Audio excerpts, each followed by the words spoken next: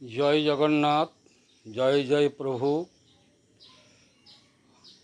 আশা প্রভু, হে জগন্নাথ,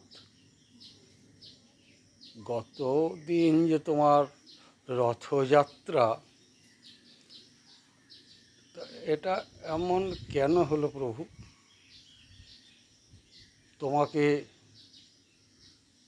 সমস্ত রাত্রি রথের উপর থাকতে হলো কেন? ও, ভক্তের জন্য। এটা অবরোধ। প্রভু একটু জোরে বলো, আমি কানে একটু কম শুনি। তো তুমি পারতে না এই অবরোধকে সরিয়ে দিয়ে তোমার রথ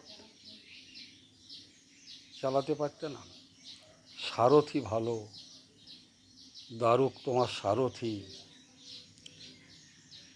দাদার রথ একটু এগিয়ে গেল, সুভদ্রা মাতার রথ একটু এগিয়ে গিয়েছিল, আর তুমি পারলে না? তাহলে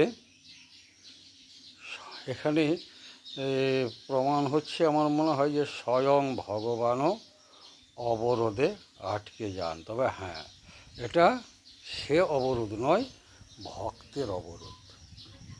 তো প্রভু, এটাও কি তুমি পারতে না সামাল দিতে, নাকি ইচ্ছে করে দাও নাই? বলো।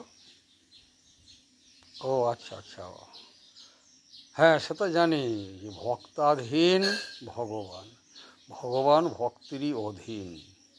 তা তোমাকে ভক্তের জন্য সারা রাত্রি এই রথেই থাকতে হলো, রথে এবং পথে। ঠিক আছে প্রভু, এখানে আরেকটা প্রমাণ করলে যে ভগবান ভক্তের অধীন। তাছাড়া এই ভক্ত, এই জনসমাগমী বলি আর এই ভক্তই বলি তোমার কাছে কিছুই নয়। এগুলোকে উপেক্ষা করে তুমি তো রথ চালিয়ে নিয়ে চলে যেতে পারতে। তাহলে এই হলো ভগবান। এই না হলে কি ভগবান? যে ভক্তের জন্য তিনি সারা রাত্রি রথে, মানে পথের মাঝেই রথেই কাটিয়ে দিলেন। তো যাই হোক, সেবা ভালো চলছিল, রথের মাঝেই সেবা হলো, এটাও আমরা নতুন জানলাম বা পেলাম তোমার কাছে প্রভু।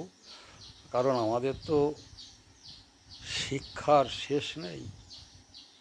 আর তোমার কাছে এটাও গ্রহণ করতে হলো যে এই জানলাম যে ভক্তের অধীন ভগবান। তা নইলে এই ভক্ত এমন তোমার কাছে কিছুই না প্রভু। তুমি কিন্তু মেনে নিলে ভক্তের যে আগ্রহ, সেটা তুমি মেনে নিলে। এই হলো জগন্নাথ। তুমি হো জগন্নাথ, জগতে কহা ঐসি, জগবাহির নই মুই ছাড়। তোমার জগৎ ছাড়া কেউই নেই, এবং তুমি হলে জগতের নাথ। কাজেই তুমি দেখিয়ে দিলে, প্রমাণ করলে যে আমি ভক্তের অধীন, ভক্তকে উপেক্ষা করতে আমি পারি না। তাই এই লীলাটি করলে প্রভু। কারণ তোমার প্রত্যেকটি লীলার মধ্যে কিছু না কিছু করুণা তো আছেই, আমরা হয়তো বুঝতে পারি না। তো এই হলো ভক্ত অবরোধে রথ থেমে গেল। জয় জগন্নাথ, জয় বলভদ্র, জয় সুভদ্রা মাতা কি জয়, জয় জয় ভক্তগণ কি জয়।